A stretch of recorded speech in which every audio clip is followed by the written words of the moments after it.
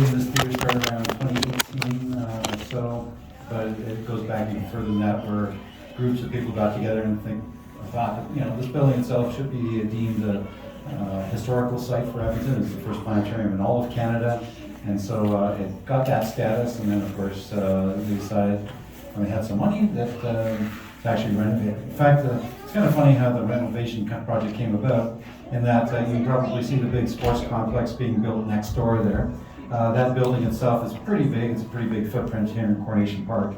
And in order to actually build that building, they had to take out the tennis courts and the public bathroom space that was located in that particular footprint area. And so when they did that, they needed a new bathroom space here in Coronation Park. And they thought, well, we got this QEP planetarium. It's a historic site, but we don't have that much money being the city to actually put all this money into all these restoration projects, but we need bathroom space. So building new bathroom space here in Coronation Park, just a building on its own, would cost somewhere between $10 to $12 million.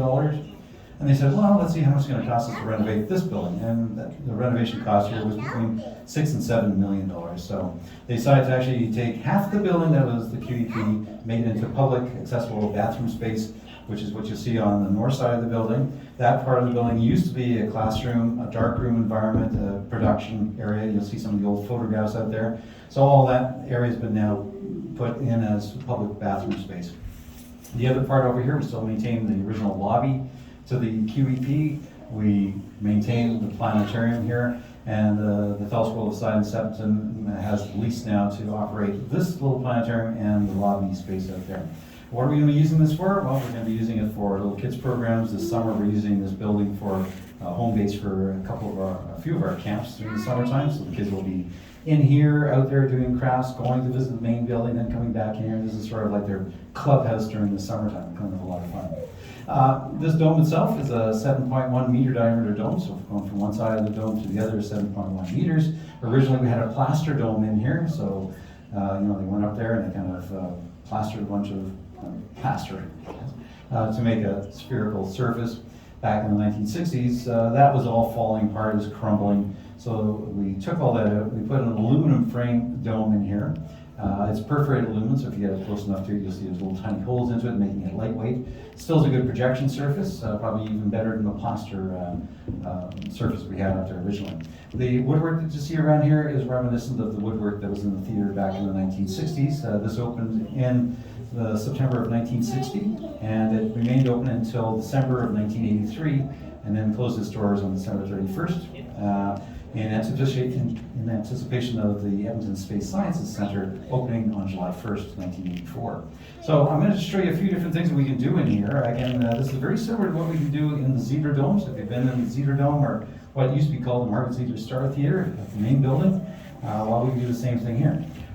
In the early days, you might see this kind of ledge all the way around. We actually have just two projectors right now on. This ledge itself going all the way around the theater, that's where we had slide projectors. And out in our little lobby space there, you may have seen one single slide projector. Well, in here we used about 100 of them to create panoramic scenes, like our view here of Jasper, Alberta, to create individual images that we can put up anywhere up on the dome that we wanted to, or create all sky images. So if we wanted to, say, take a look at the Lowell Observatory, we could put an all-sky image up there like that. Or if we want, we have weddings now that sometimes want to come in here too. And when that happens, they basically say, well, can you transport us to Hogwarts? We say, well, that might be a bit hard. Can we do that? Well, let's see. 1, 2, 3, how many seconds? All right, so we transport you into the Hogwarts Great Hall. We've had a request for this one for a wedding party that wanted to have a wedding in the Zeder Dome underneath the Great Hall. And in the big dome, it looks really good. Even here, it looks quite good for kind of a backdrop for a wedding, so you can take your vows in the Great Hall if you want. So planetariums are a place where you can transform your environment into what you want. Later on next year, we're hoping to do a Galileo play in the big dome, Zeder Dome. So if you'd like to see live theater, we've done that in the past, we hope to do that again in the future as well. So, but it is a planetarium. You may have seen the little black projector that was outside on one of the tables. That would have sat in the center of the theater. That was a Splits A2 projector.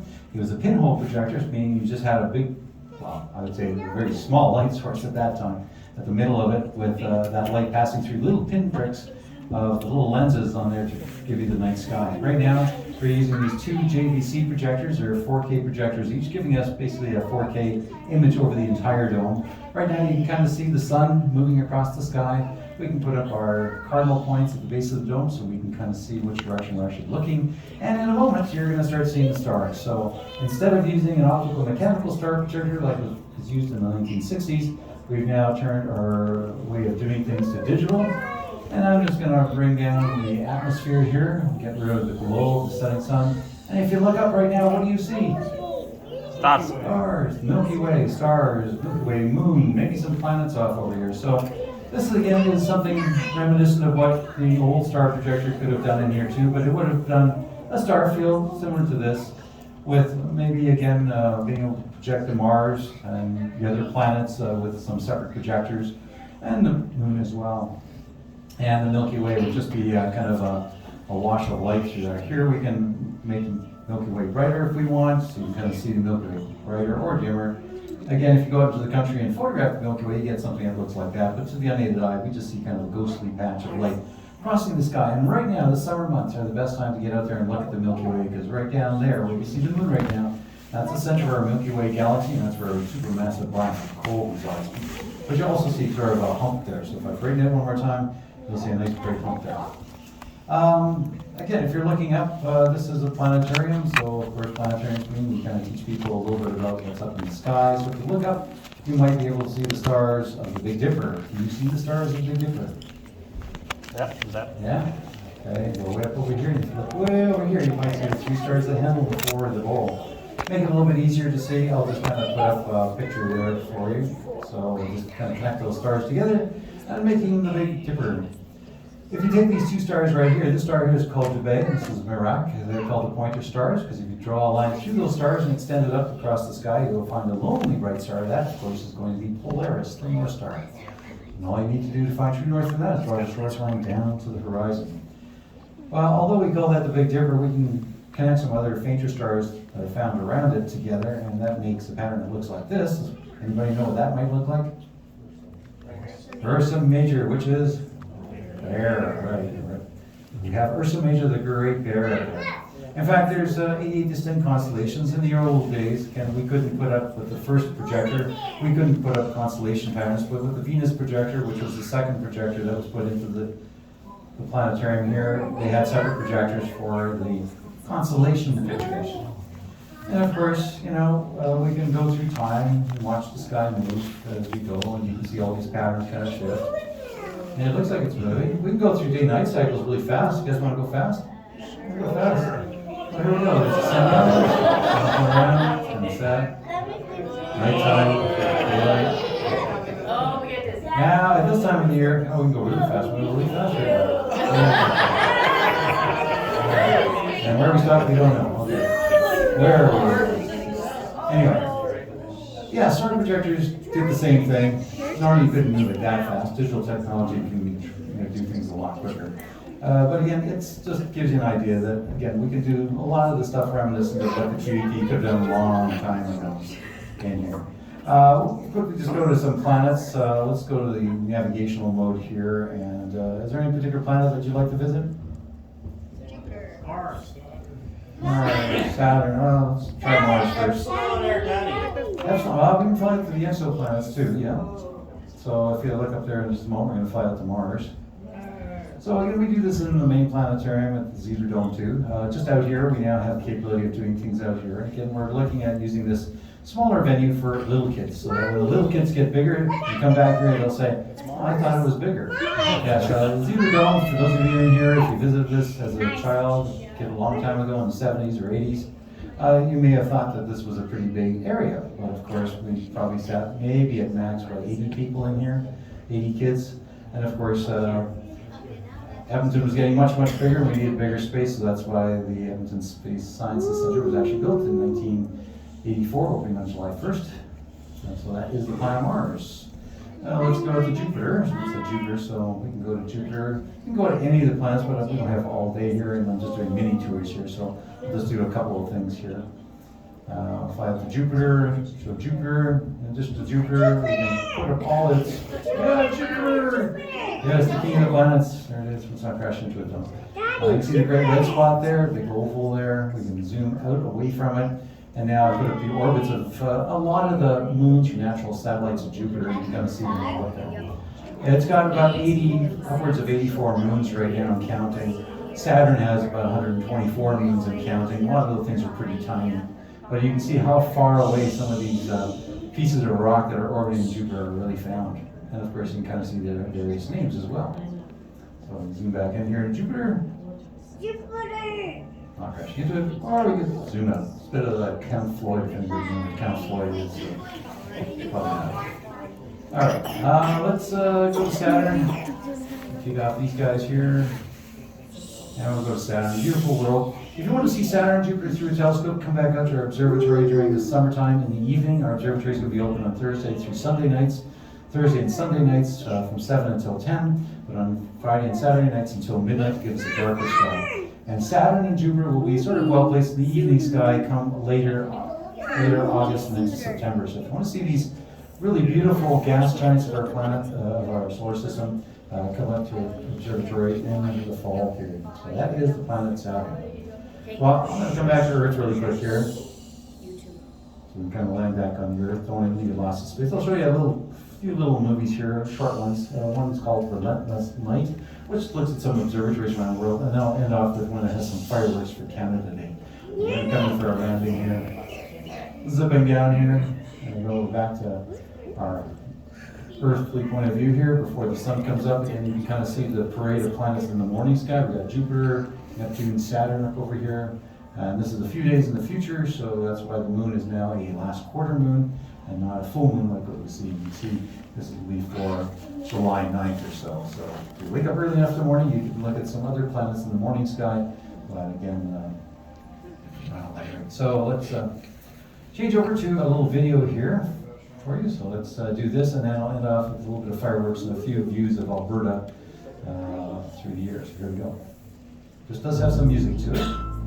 And we're using a 5.1 sound system here, and Paul, who's sitting right next to me, is sitting on top of one of the subwoofers, so I will turn it up for him so he can shake his butt a bit. You're a good friend.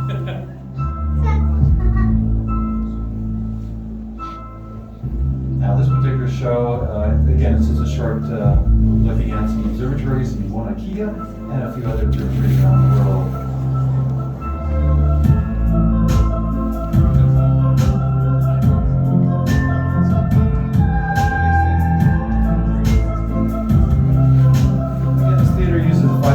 Sound systems, so not anywhere near as big as the one in the Zebra Dome, but yeah, it's getting pretty loud.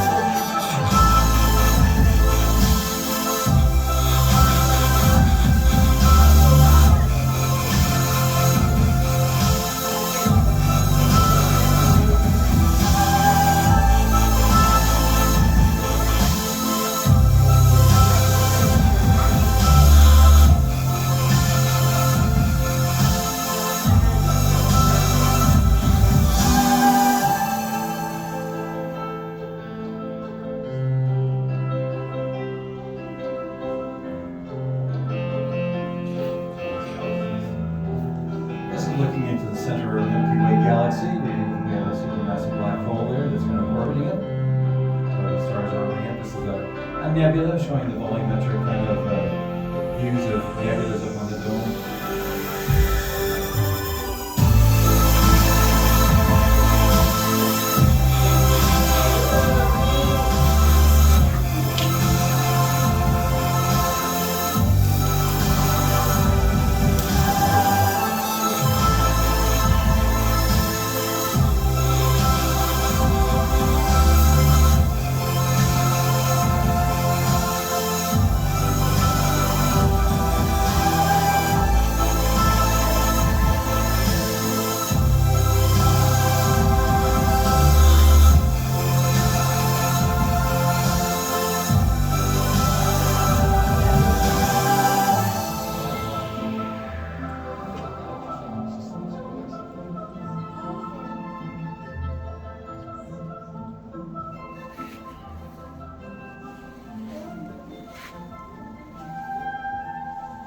Alright, so that's the end of that little show, so I'm going to bring that down. And to kind of end off with Canada Day stuff, I'm just going to do some fireworks and some views of Alberta here, so I'm just going to skip the show that I have here ahead in time.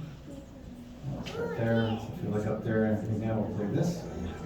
And you'll see some vistas of Canada. And there'll be some fireworks here for you up on the dome. Some of these views are from Alberta, some from Ontario. Images from all across Canada.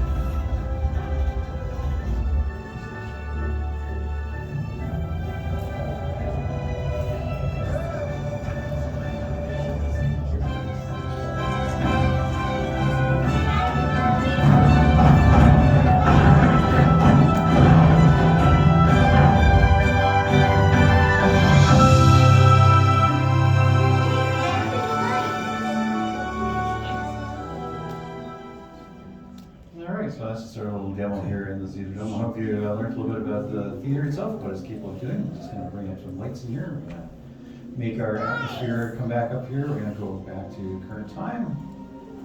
Okay, there we go. And we'll bring up some lights. So again, thanks for joining us. Again, we do have